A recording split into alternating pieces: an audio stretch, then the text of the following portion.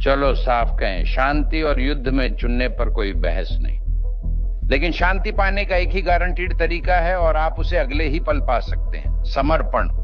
माना इस रास्ते के अलावा जो भी रास्ता हम चुनते हैं उसमें जोखिम है, लेकिन इतिहास का हर सबक हमें बताता है कि सबसे बड़ा जोखिम तुष्टीकरण में है, और यही वह भूत है जिसका सामना हमारे भले उदारवादी मित्र करने से इनकार करते हैं। उनकी समायोजन की नीति तुष्टीकरण है, और यह शांति और युद्ध के बीच कोई विकल्प नहीं देता, केवल लड़ने या समर्पण करने के बीच विकल्प देता है। अगर हम बार बार समायोजन और झुकाव करते रहे तो अंत में हमें अल्टीमेटम का सामना करना पड़ेगा। और फिर क्या? अराजकता अब वैश्विक है। 28 बिंदुओं वाली एक पूरी संयुक्त राज्य अमेरिका रूस शांति योजना का मसौदा लीक हो गया है और यूक्रेन पहले ही इसे खारिज कर चुका है। ऐसा इसलिए है क्योंकि यह शांति की योजना नहीं है, यह और भी ज्यादा युद्ध की योजना है। यह सिर्फ एक जाल है जो रूस यूक्रेन के लिए बिछा रहा है। योजना के अनुसार यूक्रेन को वह क्षेत्र छोड़ना होगा जिसे रूस ने अभी तक कब्जा नहीं किया। यह योजना यूक्रेन को अपनी सेना को 60,000 सैनिकों तक सीमित करने के लिए भी मजबूर करती है और अपने संविधान में यह लिखने के लिए भी मजबूर करती है कि वह कभी भी नेटो में शामिल नहीं होगा। इस योजना के तहत यूक्रेनियन मिसाइलों को मॉस्को या सेंट पीटर्सबर्ग पर हमले से भी रोका गया है, जैसे यह पहले ही काफी बुरा था। हमारे पास ऐसी रिपोर्ट्स हैं जिनमें कहा गया है कि अब संयुक्त राज्य अमेरिका यूक्रेन को इस समझौते को स्वीकार करने के लिए मजबूर करने के लिए खुफिया जानकारी और हथियारों की आपूर्ति काटने की धमकी दे रहा है। इसका अर्थ है यूक्रेन चौराहे पर है, या तो देश या सहयोगी खो सकता है, वह है संयुक्त राज्य अमेरिका। और यही संदेश राष्ट्रपति जेलेंस्की ने अभी अभी यूक्रेनी जनता के साथ साझा किया है। सुनिए। अब यूक्रेन पर सबसे कठिन दबाव है। यूक्रेन पर दबाव इस समय सबसे गंभीर में से एक है। ये बहुत जटिल विकल्प है। अब यूक्रेन को एक बहुत कठिन विकल्प का सामना करना पड़ सकता है, या तो गरिमा खोने का या एक महत्वपूर्ण साझेदार को खोने का जोखिम उठाने का, या तो कठिन 28 बिंदु या एक बेहद कठिन सर्दी, सबसे कठिन एंड आगे जोखिम। हम बहुत खुश थे जब दुनिया ने कहा यूक्रेनियाई अविश्वसनीय हैं। हे भगवान, क्या यूक्रेनियाई हैं? वे कैसे लड़ते हैं? यूक्रेनियाई कैसे लड़ते हैं? वे कितने महान योद्धा हैं? और यह सच है, पूर्ण सत्य। लेकिन यूरोप और पूरी दुनिया को एक और सच्चाई समझनी होगी। यूक्रेनियन सबसे पहले और सबसे महत्वपूर्ण है। इंसान के लिए लगभग 4 साल की पूरी तरह से आक्रमण के दौरान हमने दुनिया की सबसे बड़ी सेनाओं में से एक को रोके रखा है। हजारों किलोमीटर लंबी मोर्चा रेखा बनाए रखी है। हर रात गोलाबारी, रॉकेट हमले, बैलिस्टिक हमले और शाहिद हमलों को सहा है और रोज अपने प्रियजनों की मौत का दुख झेला है। हमारे लोग बेताबी से चाहते हैं कि यह युद्ध खत्म हो जाए। हम बेशक बने हैं स्टील से, लेकिन सबसे मजबूत धातु भी टूट सकती है। इसे मत भूलना। यूक्रेन, हमारे लोगों और गरिमा स्वतंत्रता के साथ खड़े रहो। आइए इस योजना को समझते हैं और देखें कि सब कैसे प्रतिक्रिया दे रहे हैं। जैसा कि आप देख सकते हैं, यह बड़ी योजना है। तो चलिए पहले महत्वपूर्ण बिंदुओं पर चलते हैं। दूसरा बिंदु कहता है कि पिछले 30 वर्षों की सभी अस्पष्टताओं को सुलझा हुआ माना जाएगा। और अगला बिंदु कहता है कि यह अपेक्षा की जाती है कि रूस पड़ोसी देशों पर आक्रमण नहीं करेगा और नाटो आगे विस्तार नहीं करेगा। कई रूसी और अंग्रेजी बोलने वाले लोगों ने बताया है कि ये वाक्यांश अंग्रेजी में आम नहीं है। सारी अस्पष्टताएं। मुझे लगता है कि मुझे पता है इसका मतलब क्या है, शब्द का मतलब क्या है, लेकिन मुझे नहीं पता कि वे इसे इस खास वाक्य में क्यों इस्तेमाल कर रहे हैं। दूसरा बिंदु यह है कि उम्मीद है रूस पड़ोसी देशों पर हमला नहीं करेगा। वह भी एक रूसी शब्द है जो रूस में ज्यादा मायने रखता है। यह एक रूसी वाक्यांश है। इसी कारण कई लोगों ने अनुमान लगाया कि यह योजना रूसियों ने सिर्फ अमेरिका को दी थी। अब हम यह यूक्रेन पर थोपने का प्रयास कर रहे हैं। मुझे इसका पता नहीं, पर मैं वह सिद्धांत साझा करना चाहता था। लेकिन आइए महत्वपूर्ण बिंदु के बारे में बात करते हैं। वह है तीसरा बिंदु, जिसमें कहा गया है कि नाटो अब और विस्तार नहीं करेगा। यह लगभग हर नाटो देश विरोध करता है, लेकिन नाटो विस्तार होगा। वे साफ कहते हैं कि रूस तय नहीं कर सकता कि दूसरे देश नाटो में शामिल हों या नहीं। नाटो खुद विस्तार नहीं करता। देश आवेदन करते हैं जिसे नाटो देश स्वीकार या अस्वीकार कर सकते हैं। नाटो में नए देशों की सदस्यता का फैसला नाटो और इच्छुक देशों के बीच होना चाहिए, न कि रूस जैसे देश को जो अक्सर अपने पड़ोसियों पर हमला करता है। पर चलिए आगे बढ़ते हैं। पॉइंट 6 कहता है कि यूक्रेनी सशस्त्र बलों की संख्या 60,000 कर्मियों तक सीमित होगी। अब बहुत से लोगों ने इस योजना पर बड़ी आपत्ति जताई है, तो मैं थोड़ा सा संदर्भ देना चाहता हूं। इस समय यूक्रेन युद्ध में है और उसकी सेना में 90,000 कर्मी हैं, तो 60,000 की संख्या बहुत बड़ी नहीं है, सेना में ज्यादा कमी नहीं आएगी। दूसरा मुद्दा यह है कि कई विशेषज्ञ मानते हैं जब शांति होगी, और उम्मीद है वह जल्द ही होगी, यूक्रेन 90,000 सैनिकों की सेना बनाए नहीं रखेगा। यह बहुत महंगा है, खासकर यूक्रेन जैसी अर्थव्यवस्था के लिए, तो उनकी सेना को घटा दिया जाएगा, शायद लगभग 50,000 के आसपास। तो 60,000 की संख्या यूक्रेन के लिए उतनी बड़ी समस्या नहीं है जितनी लोग इसे बना रहे हैं। अब आइए 8वें बिंदु पर चलते हैं। नाटो इस बात पर सहमत है कि वह यूक्रेन में सैनिक तैनात नहीं करेगा। सबसे पहले नाटो ने तो यह तक नहीं कहा कि वे कोई सैनिक तैनात करने जा रहे हैं।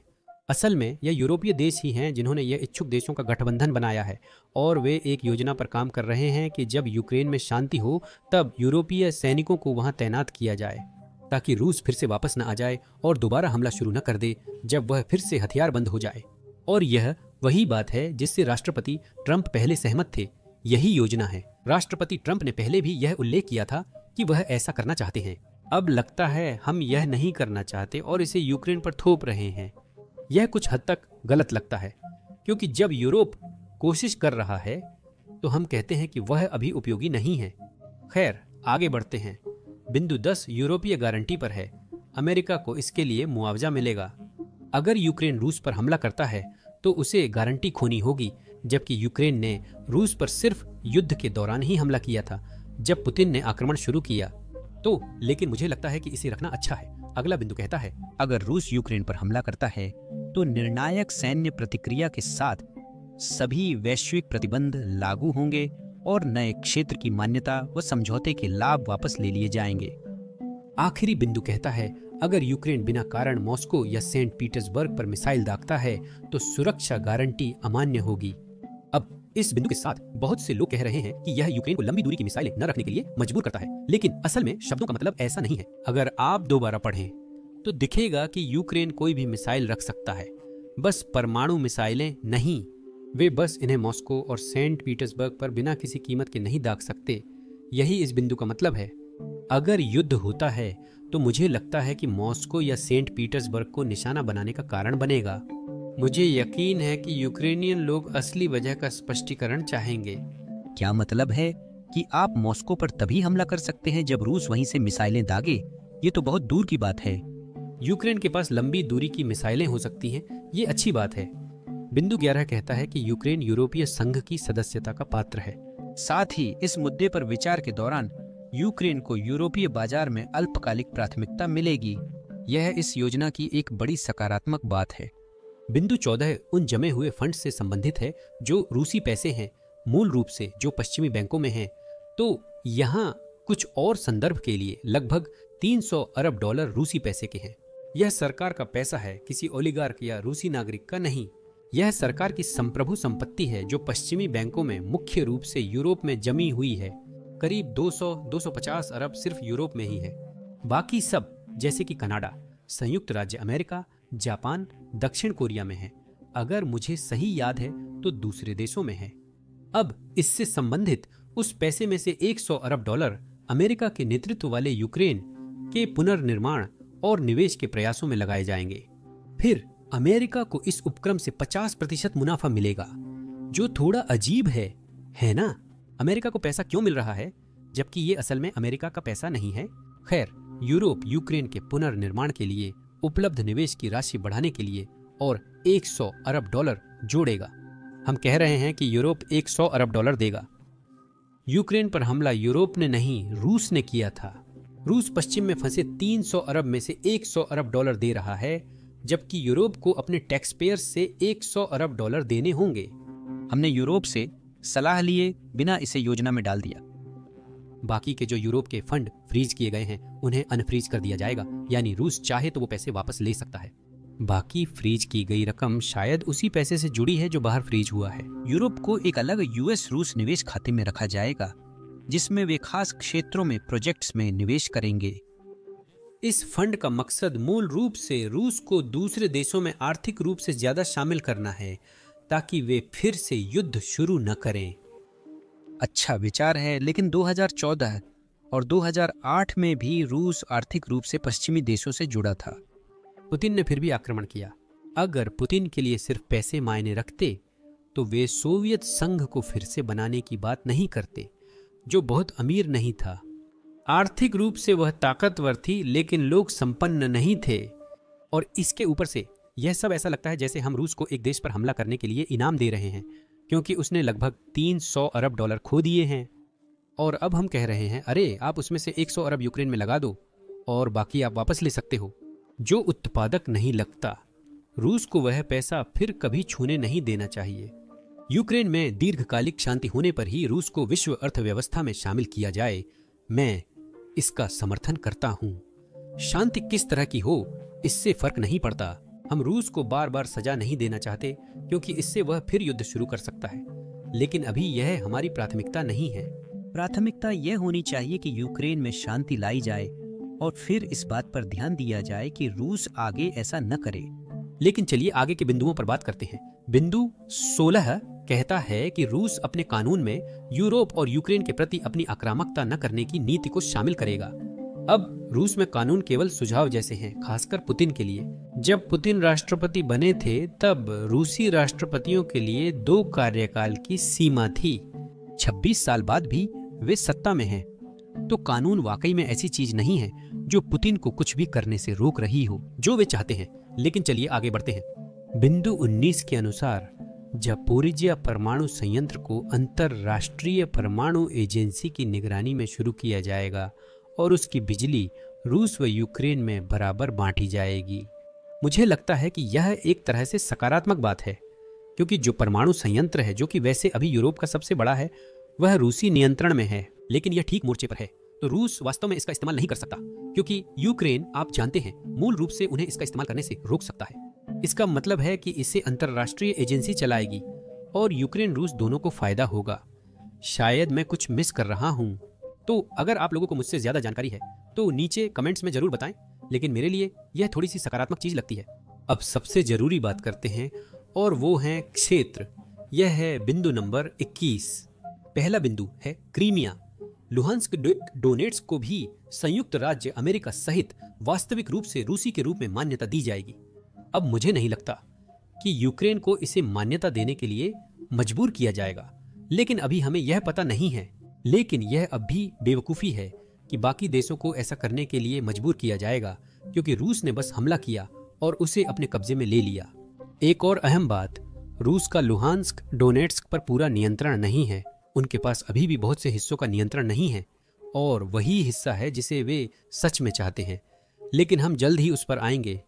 खारासान और जापोरिजिया को संपर्क रेखा के साथ स्थिर स्थिति में रखा जाएगा, यानी संपर्क रेखा की वास्तविक मान्यता। रूस इस इलाके पर कब्जा चाहता है, वही उनकी लगातार मांग है।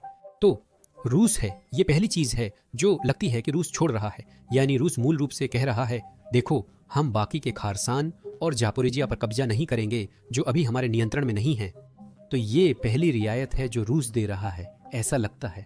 और पॉइंट सी कहता है कि रूस उन अन्य सहमत क्षेत्रों को छोड़ देगा जो उसके नियंत्रण में हैं, उन 5 कारणों के बाहर जो कि बहुत छोटे हैं।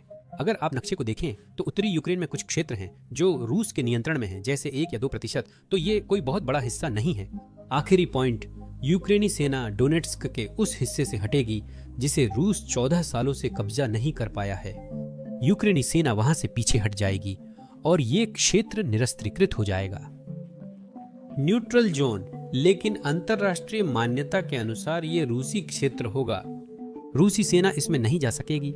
अब मैं बताता हूं कि ये इतना बड़ा मुद्दा क्यों है। तो इस हिस्से को यूक्रेन का किला पट्टी कहा जाता है। उनकी कई रक्षात्मक पंक्तियां हैं जिन्हें रूस के लिए कब्जा मुश्किल होगा। इसके अलावा वहाँ कई फैक्ट्रियां हैं जिन्हें रूस भविष्य में इस देश या हिस्से पर कब्जा करने पर इस्तेमाल कर सकता है। मूल रूप से सेना को और आगे बढ़ाने के लिए, सेना को और अधिक समर्थन देने के लिए। लेकिन इसके अलावा रक्षात्मक लाइनों के ऊपर और जितनी भी फैक्ट्रियां वगैरह हैं, उनकी अहमियत के अलावा वहाँ राष्ट्रीय बाधाएं भी हैं। ये प्राकृतिक रक्षात्मक लाइनें हैं जिनका यूक्रेन रूस को भारी नुकसान पहुंचाने के लिए इस्तेमाल कर सकता है। तो पुतिन शायद सिर्फ इस जमीन को कब्जा करने की कोशिश में एक और 10 लाख लोग खो देंगे। और अब हम मूल रूप से यूक्रेन को मजबूर कर रहे हैं कि वे अपनी सेनाएं वहां से हटा लें, सिर्फ इसलिए कि हम भविष्य में किसी शांति की उम्मीद कर रहे हैं। असल में इससे स्थिति बनती है कि रूस अगले 1-2 साल कहेगा हमारे वहां कोई सैनिक नहीं है, लेकिन जब रूस फिर से हथियारबंद और अर्थव्यवस्था स्थिर होगी, पुतिन अपनी पहली गलतियों से सीख चुके होंगे। रूसी सैनिक फिर आएंगे और इस बार वहां यूक्रेनी सैनिक रक्षा के लिए नहीं होंगे। वे उस हिस्से में रूसी बढ़त के खिलाफ लड़ने के लिए मौजूद नहीं होंगे।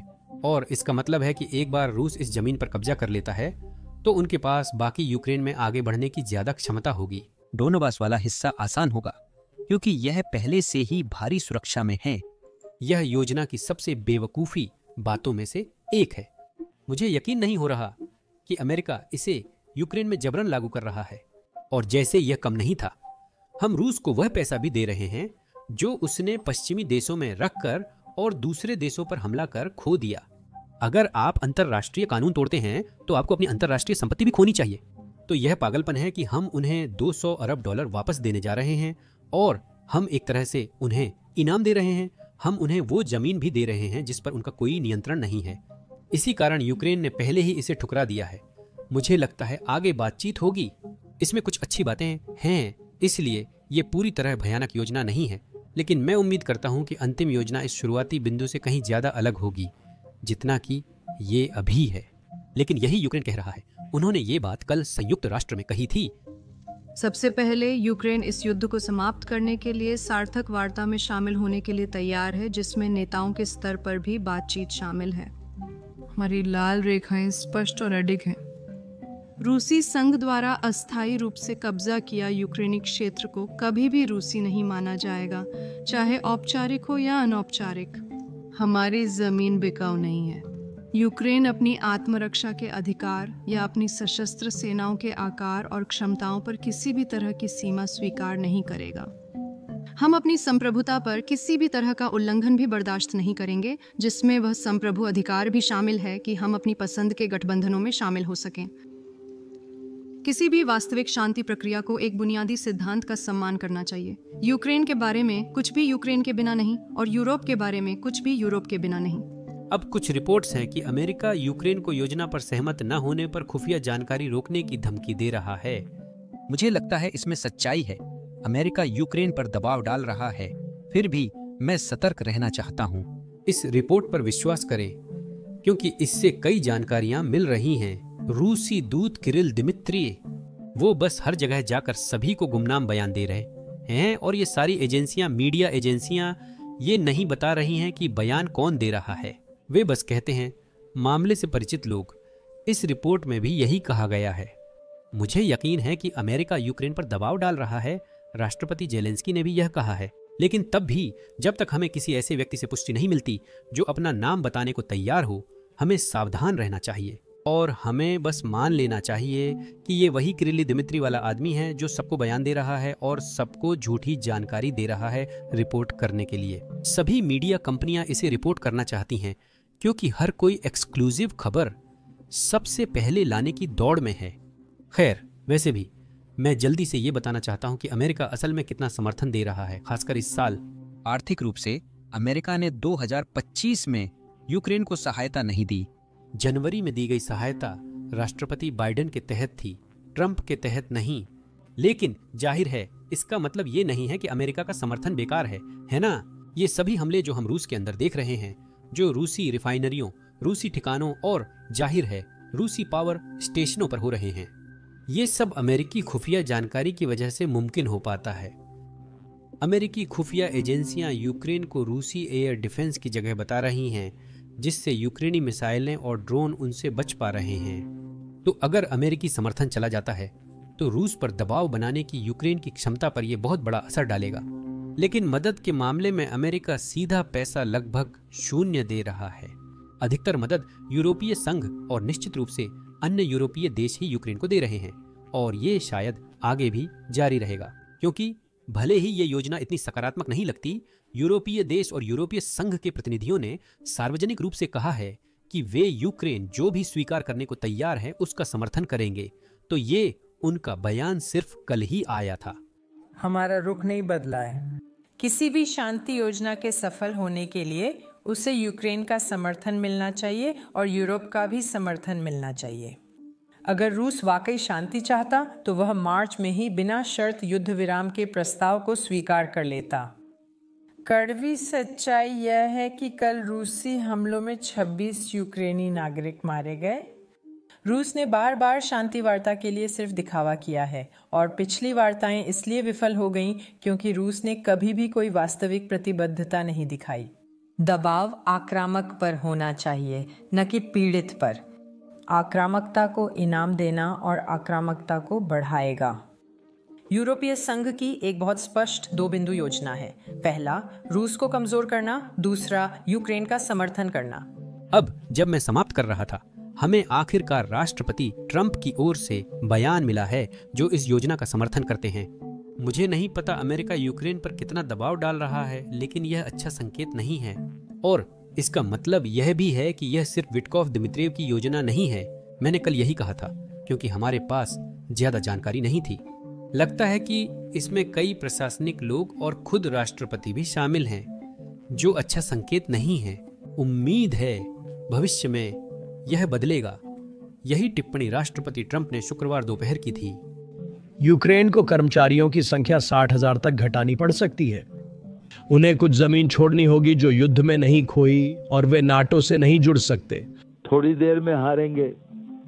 पूरा डोनेबास वे जमीन खो रहे हैं तो बस हम इसमें सिर्फ एक चीज के लिए हैं, हम चाहते हैं मारना। यही तुम जानते हो, पिछले महीने दोनों देशों के बीच 25,000 लोग मारे गए। 25,000 लोग नियंत्रण से बाहर है। ये खूनी संघर्ष है। याद रखो वो मशहूर शब्द, याद है जब वो उसे रोचक बनाने की कोशिश कर रहे थे। लेकिन आप जानते हैं कि अगर हम यूक्रेन में नहीं रुके तो उसके लिए समस्याएं होंगी, उसके लिए परेशानियां होंगी, और भी समस्याएं होंगी। बाल्टिक देशों के लिए मुश्किलें होंगी। देखिए वह सजा भुगत रहा है। आप कुछ भी कह सकते हैं। युद्ध एक दिन में खत्म होना था, लेकिन 4 साल चला। ठीक है, लेकिन पूरी ईमानदारी से कहूं तो हमने उन्हें सबसे बेहतरीन सेना दी। हम दुनिया का सबसे अच्छा उपकरण बनाते हैं। हमने यूक्रेन को दुनिया का सबसे बेहतरीन सैन्य उपकरण दिया। ऐसा कोई नहीं बनाता, और हमने उन्हें बहुत सारा दिया। लेकिन किसी को उपकरण इस्तेमाल करना था। या आप कुछ भी कहें, वे बहुत बहादुर थे। आप सहमत हैं? वे शानदार योद्धा हैं, वे शानदार योद्धा हैं।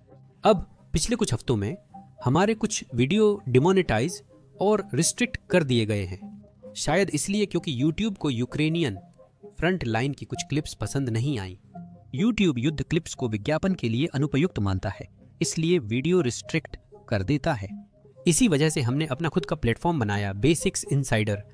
हमने इसे शुरू से बनाया है, इसलिए हमारे ऊपर कोई पाबंदी नहीं है। इस तरह हम आपको यूक्रेन में क्या हो रहा है और दुनिया भर में क्या हो रहा है उसकी बिना सेंसर की गई कवरेज दे सकते हैं। तो अगर आप ऐसे इंसान हैं जिन्हें ऐसी चीजों में दिलचस्पी है, अगर आप ऐसे इंसान हैं जो स्वतंत्र पत्रकारिता का समर्थन करना चाहते हैं, तो जरूर जाएं। हमारी वेबसाइट basicsinsider.com पर जाकर देखें।